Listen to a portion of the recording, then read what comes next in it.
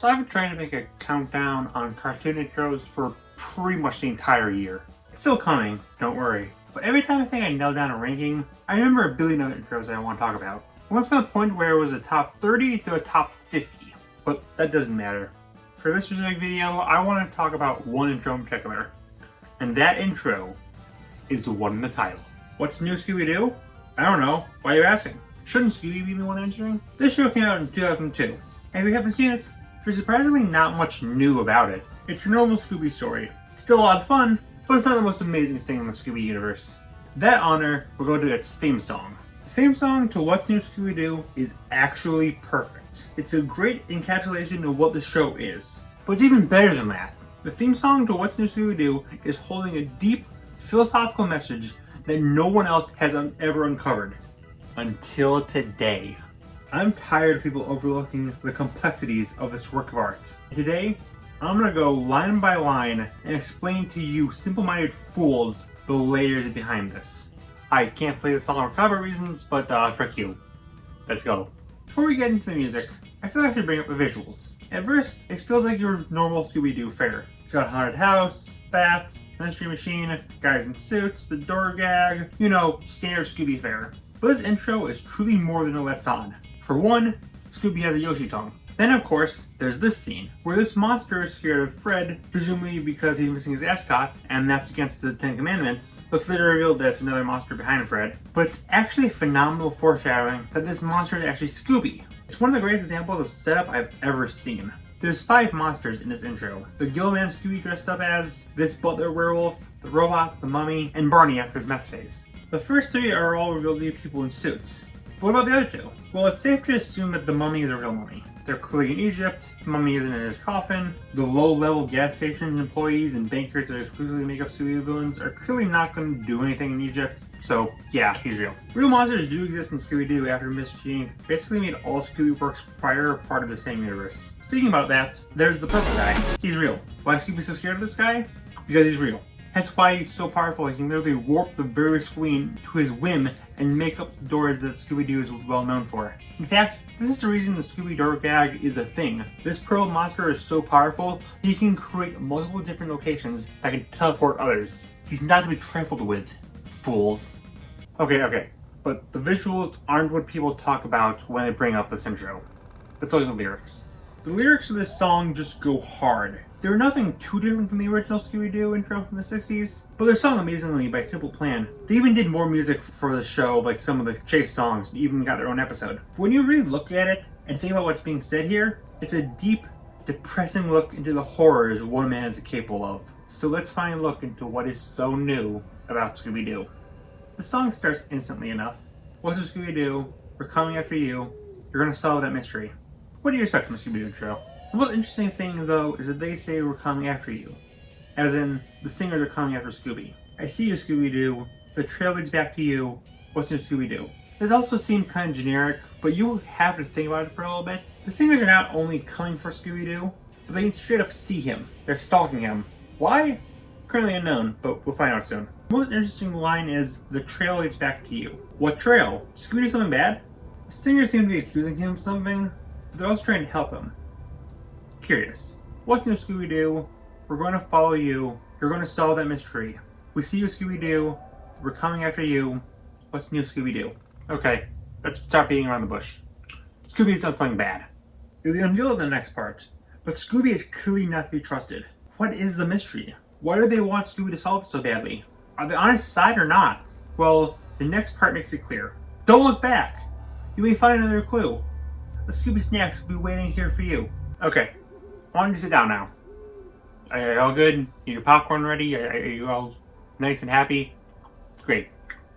Scooby's a murderer. I think it's very clear, honestly. Scooby killed someone, but started hanging out with the mystery gang to hide his scent. Clearly, someone solving mysteries can't have anything to hide, right? Of course not. Obviously, a murderer would be the best person to solve crimes, and Scooby knows that. It's the perfect disguise. The singers are the only people who know what he's done. How they find out? Can't say for certain, but it's very clear. They're coming for him, they're following him, they will expose his sins to the world. No matter what Scooby does, no matter how he tries to hide his scent, he's a villain here. The trail leads back to you. Don't look back as a mocking statement. Scooby doesn't want to look back at his sins, he's trying to move on from his misdoings, but there's no way he can. His crimes are too great. The singers just want Scooby to end this before more get hurt. Hence, you gotta solve this mystery. Okay, I'm clearly dancing around it. What did Scooby do? Well, there was one line I have not mentioned yet. That being the line of, "The Scooby snacks will be waiting here for you." I think you know where I'm going with this. He's a cannibal. Scooby killed one of his own kind and ate them into Scooby snacks. That's a big sin of this pooch. Who was it? Who knows? But it's worth noting that both Scooby-Dum and Scrappy-Doo make no appearances in this series. Could be either of them, or even both. The stingers somehow found out about this, and they will make Scooby pay. Again, the line, "Scooby snacks will be waiting here for you," is ironic, possibly mocking Scooby, or saying that's what he'll eat in the underworld for all eternity, as some kind of karmic justice. They then repeat the first part again to really hammer it in. After that is the na-na-na-na part. There's several ways you could read this. It could symbolize Scooby's sins gnawing away at him, or it could remind Scooby that he'll never be as good a detective as Batman, whose theme song currently has the na-na-na part. It could even be a response to the question undeniably ringing in Scooby-Doo's head. Will he get away with it? Na-na-na, na-na-na. He won't. Scooby tried to bury his past. He's tried to move past his sins. He's tried to become a friendly, mystery-solving mascot. But he's still the same murderous, cannibalistic monster he's always been. So, truly, what's new, Scooby-Doo? What is new? Oh, and one more thing. You may question, who exactly are the singers in the context of this song? They seem to be some sort of omnipresent being who knows the things Scooby most wants to hide. However, they can't just go out and say it. I think their identity is clear. They're the Purple Monster. Think about it. The song never reveals what that monster is. He never appears in the actual show. He scares Scooby, which, side note, why is Scooby in a suit? I mean, do I even need to say it? He's trying to kill the Mystery Gang, once and for all, and hide away, getting away with everything. But then he sees the Purple Monster, a sign from the heavens themselves that his sins cannot go unpunished. That's why the monster can warp reality. The omnipresent singers created him strictly to punish Scooby, so his crimes can be revealed once and for all. I'm sure by now you're all on the same page as me.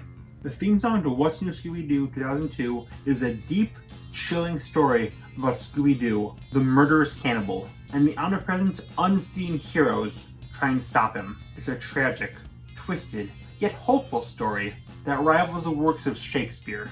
It is very clear that this is the best intro to any show ever created. Besides for Uncle Grandpa, baby! He was like flying in front of us, and he came in front of us and he said, "Who sent you?" And saying, and I were like, "Ah!" Na na na na na. Na.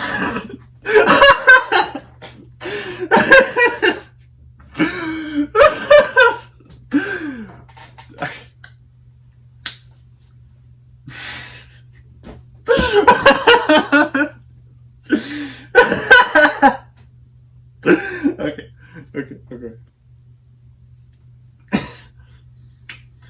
Will he get away with it?